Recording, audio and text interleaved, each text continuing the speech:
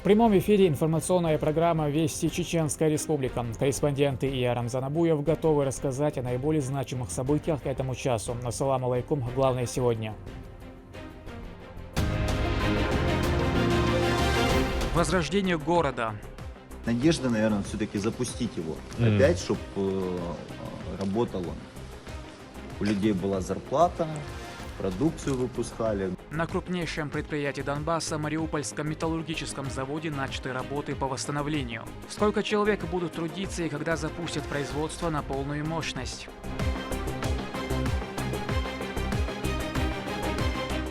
Путь домой. Большое спасибо ему за то, что он помог нам вернуться обратно на нашу родину. Работа по возвращению граждан России из Ирака и других ближневосточных стран продолжается. Скольких вернули на этот раз? История попадания в бурю войны и кто их ждал на родине. Памяти народа. Чеченца, русского поэта Константина Айбулата. На этот труд у меня исследование ушло 4 года. Муслим Мурдалов презентовал 6 книг по истории. Расскажем про период научных изысканий автора, поделимся тем, для чего необходимо знать прошлое, покажем, кто присутствовал на мероприятии.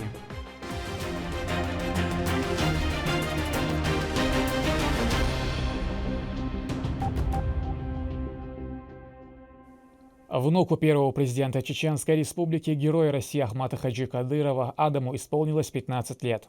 С этого возраста, согласно обычаям, чеченец считается взрослым мужчиной. По такому случаю в доме Рамзана Кадырова в родовом селении собрались члены семьи, родственники, соратники и богословы. По завершению коллективного намаза состоялась церемония опоясывания. В ходе нее слова напутствия произнес старейшина рода Кадыровых Хож Ахмед Хаджи. Данная церемония является традиционной для вайнахского народа. Проводится она с целью возрождения и популяризации национальных ценностей.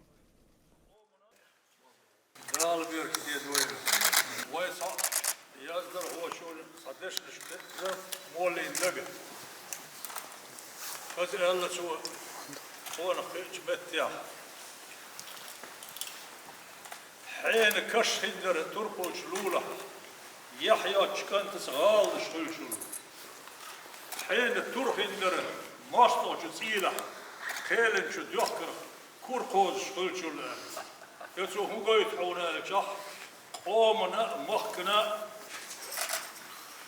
سيل الله خلك توتيش خلر قيت سوى يحيى لش دين الله دلش وزهر وجدال هذا إيش طويل شيء ديجر يسيسنا كلي طويل لا يحيدر كتير.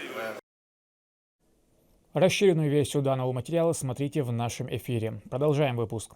Стратегия ведения боевых действий против националистов в Херсонском и Запорожском направлении. Эти и другие вопросы обсудили председатель парламента Магомед Даудов и вице-премьер по силовому блоку Абузейд Висмурадов с командирами и бойцами воинских подразделений. Официальные лица отметили то, как отважно силовики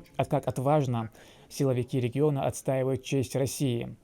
После чиновники наградили отличившихся почетными грамотами и нагрудными знаками отличия за проявленное мужество и высокий профессионализм.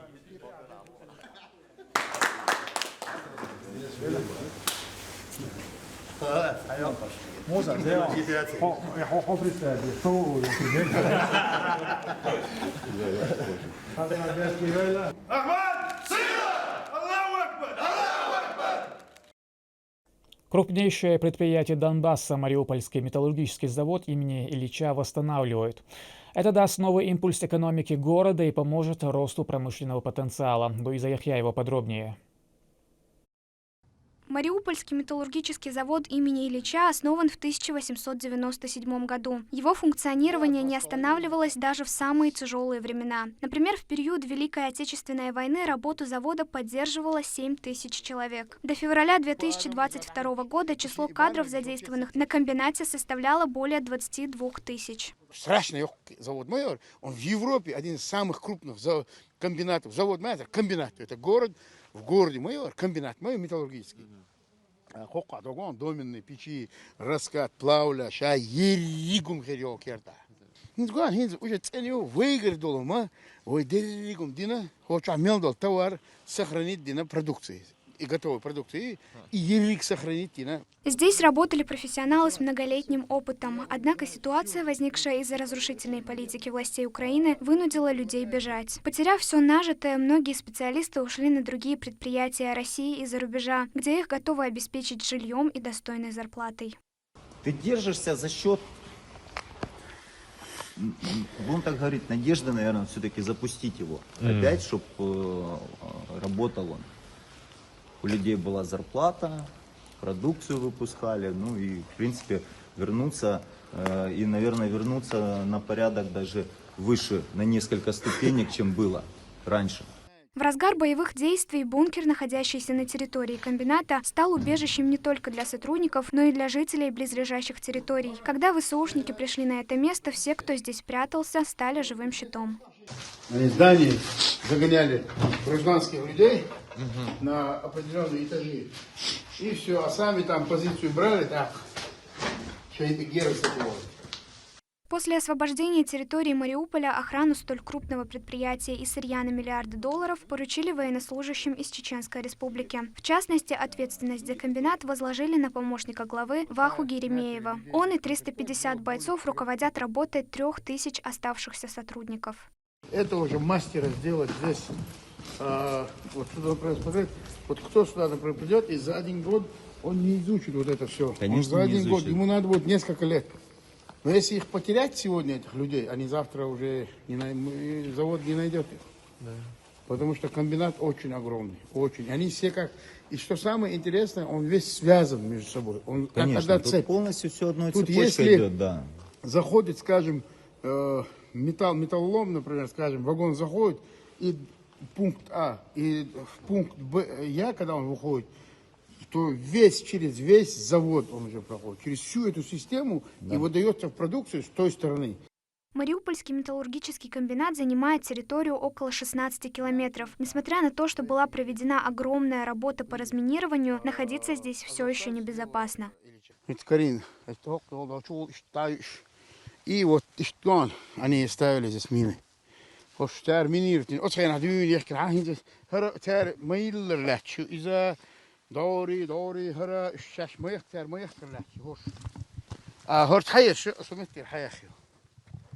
Чеченская республика, в частности, глава и региональный общественный фонд имени Ахмата Хаджи Кадырова, оказывает непрерывную и всестороннюю поддержку жителям Мариуполя и всем гражданам на освобожденных территориях. Благодаря этому жизнь постепенно возвращается в мирное русло, и уже весной следующего года планируется возобновление работы некоторых цехов. Для того, чтобы возобновить работу предприятия, необходимо разобраться с юридической стороной вопроса, а после создать условия и вернуть всех прежних сотрудников. Однако для того, чтобы завод начал функционировать полностью, на его восстановление уйдет не меньше года. Луиза Яхьяева, Ислам Ибрагимов, Вести, Чеченская Республика. В ходе спецоперации отрядом СОБР и полком «Север» проводится очищение территорий населенных пунктов от националистов. В Херсонской области, помимо задержания самих нацистов, было обнаружено десятки схронов тяжелых боеприпасов и огнестрельного оружия. Подобные мероприятия проводятся в различных пунктах от Каховки до Энергодара с целью обезопасить мирное население. Жители выразили благодарность главе Чеченской Республики за поддержку.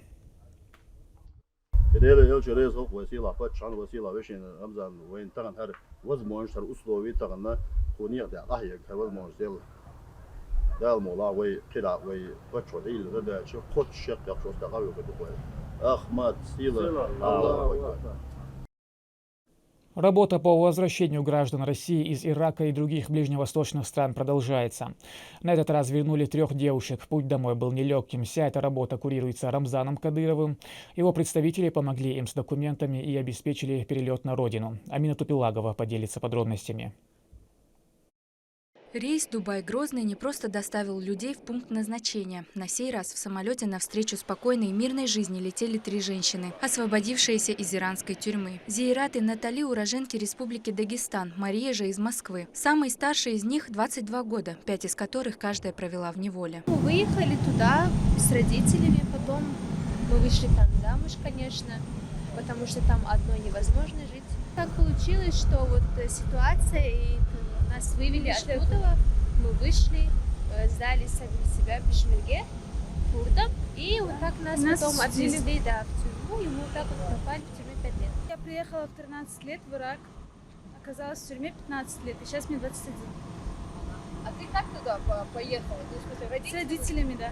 Масштабная работа в рамках возвращения женщин на родину проделана по поручению главы Чеченской Республики Рамзана Кадырова. Большое спасибо Рамзану Ахматовичу, уважаемому Рамзану Ахматовичу. Он оказал полностью все содействия, все работы. Он помог нам от начала до конца. И большое спасибо ему за то, что он вот помог нам вернуться обратно на нашу родину, к нашим детям, к нашим родственникам. Это мы просто очень счастливы. Даже не можем отблагодарить. Мухаммад Муратханов хорошо подготовился ко встрече. Пришел с цветами. Маму он не видел 3 года, с тех пор, как был возвращен домой и передан на воспитание бабушке. Мухаммад, ну расскажи, вот ты сегодня сюда приехал, зачем? Что ты будешь делать сейчас? Маме цветы дарить. И что ты маме скажешь сейчас, когда увидишь ее? Я тебе скажу. Натали встречали сын и родственники мужа. Зейрат встретил дядя. После стольких лет разлуки и ожидания женщины снова рядом со своими близкими. Очень ждали, хорошо, долго ждали мы ее. И волнение было, и переживаний было очень много. Конечно, какая разница, сноха или дочка, очень сильно я переживала за нее. Глава Чеченской Республики Рамзан Кадыров все время держал на личном контроле вопрос осужденных российских женщин в Ираке и Сирии. За последние годы была проделана огромная работа, благодаря чему удалось вернуть домой сотни детей, находившихся в детских домах. Также продолжалась работа и по возвращению их матерей, которые обманутым путем были привлечены в этот конфликт. В связи с этим, по поручению Рамзана Ахматовича и при поддержке посольства Российской Федерации в Ираке, все эти годы мы выявляли места заключения данных женщин, поддерживали связь с ними, работали над их перевоспитанием. И сегодня они вполне осознали ошибочность идеологии и готовы вернуться к нормальной жизни. По информации, предоставленной представителем главы Чеченской Республики в арабских странах Турко Даудовым, в тюрьме Багдада на данный момент находятся еще 59 женщин из России. Они отбывают разные сроки, и работа по их возвращению будет продолжаться. Проводили встречу с Татьяной Николаевной Москальковой, уполномоченной по правам человека Российской Федерации. Поднимаем эти вопросы периодически, направляем материалы, письма. Данная работа практически не приостанавливалась и ведется по поручению главы Чеченской Республики Рамзана Ахматовича Кадырова. Впереди у них период реабилитации и возврат к таким обыкновенным вещам, которых они были лишены. Общение с детьми, участие в их воспитании. Кто-то хочет найти работу, у кого-то планы получить образование. Возможность начать новую жизнь в очередной раз подарена главой Чеченской Республики 3 женщинам, которые наконец-то вернулись к своим близким. Хочется верить, что они сделают правильные выводы и воспользуются этим шансом. Амина Тупилагова, Аслан Ахматов. Вести. Чеченская Республика. 2023 в Чеченской Республике объявлен годом чеченского языка. Решение, принятое главой республики, направлено на сохранение родной речи и его популяризацию. Язык по праву считается ключевым признаком национальной самоидентификации. Чеченский изучается в школах региона отдельным предметом и является обязательным. О том, как проходит обучение в образовательных учреждениях, расскажет Мадина Кураева. Селита Ваваригова – ученица 9 класса. Ее любимый предмет – это чеченский. Помимо уроков в школе, она дополнительно его изучает, принимает активное участие в различных олимпиадах и конкурсах. Считает, что каждый должен уважать свой родной язык.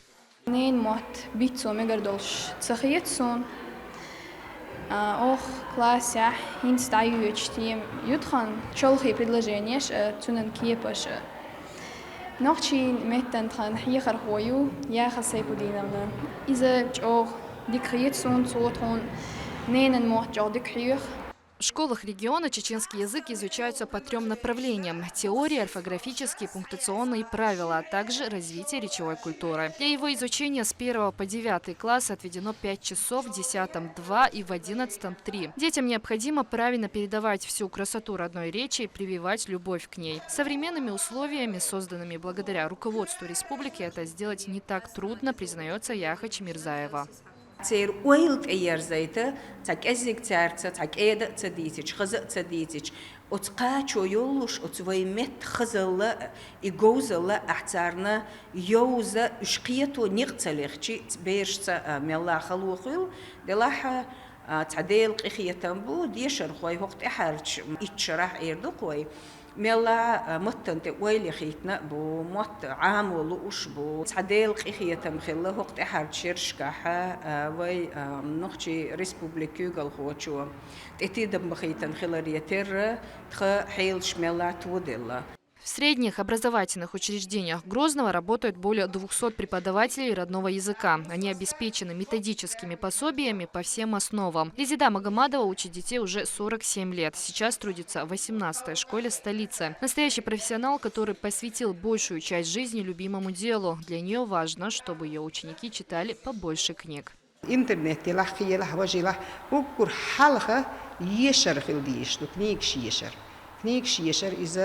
أيوة ورد عليش يرشتات تندل إبيرش ميلا تنجا حشت خولش تاج نيز مبو دغيرش دكتور قاست النخشي متحي غرباي. Стоит отметить, что 2022 системе образования республики объявлен годом чтения. По поручению министра образования и науки Чеченской республики Хошбау Дедаева в школах ведется большая работа по этому направлению. У каждого учащегося есть свой дневник, где отмечаются произведения, которые они прочли, а также в каждом классе есть предметные рабочие тетради по родному языку и литературе. Дома дети выполняют задания по пройденным темам, после учитель проверяет и оценивает полученные знания во время урока. Предмет чеченского языка введен и в основной государственный экзамен. Его сдают после 9 класса. Чеченский язык среди выпускников 9 классов является одним из популярных. В 2022 учебном году выбрали более 4000 выпускников. Это составляет более 73% от общего количества выпускников. Департаментом образования мэрии города Грозного в целях популяризации чеченского языка, оказания методической помощи проводятся различные мероприятия. Это круглые столы, это мастер-классы, конференции и другие мероприятия. Наступающий 2023 год в республике по поручению Рамзана Кадырова посвящен чеченскому языку. Его сохранение и популяризация – одна из первостепенных задач руководства. В этом направлении ведется колоссальная работа. Запланировано и много различных мероприятий. Мадина Кураева, Шахмасур Малатов, Сайдамин Даутмирзаев, Вести, Чеченская республика. Народ, не знающий свою историю, подобен человеку, лишившемуся в одночасье своей памяти. Он беззащитен перед врагами. В мемориальном комплексе славы имени Ахмата Хаджи Кадырова состоялась презентация книг Муслима Мурдалова, посвященных истории Чеченской республики. Все подробности в следующем материале. В 6 книгах отразился итог кропотливого труда, который Муслим Мурдалов вел в архивах России, Польши, Украины, Грузии, Белоруссии 11 лет. В каждой работе содержатся уникальные документы и новый взгляд на прошедшие события. Например, в данной книге «Битва за Кавказ» впервые рассказывается архиважность города для захвата немецкому командованию. Работы охватывают не только историю Чеченской республики, но и всего Кавказа. Темы самые разные – общественная и политическая жизнь, быт, культура и обычаи. Период научных изысканий также широкий, от 16 века до современных дней. Проделана титаническая работа. Началось мое исследование с чеченца, русского поэта Константина Айбулата. На этот труд у меня исследование ушло 4 года жизни.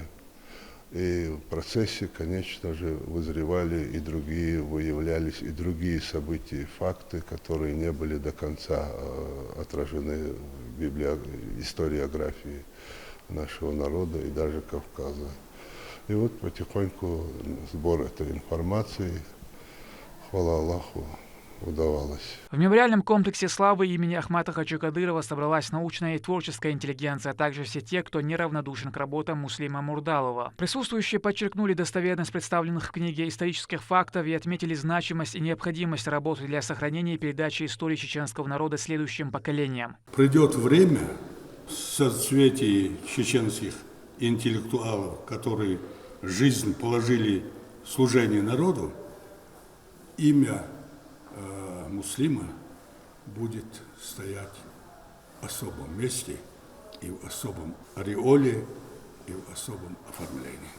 Аллах дал эту бояцию в Он истинно, иступленно служит своему народу.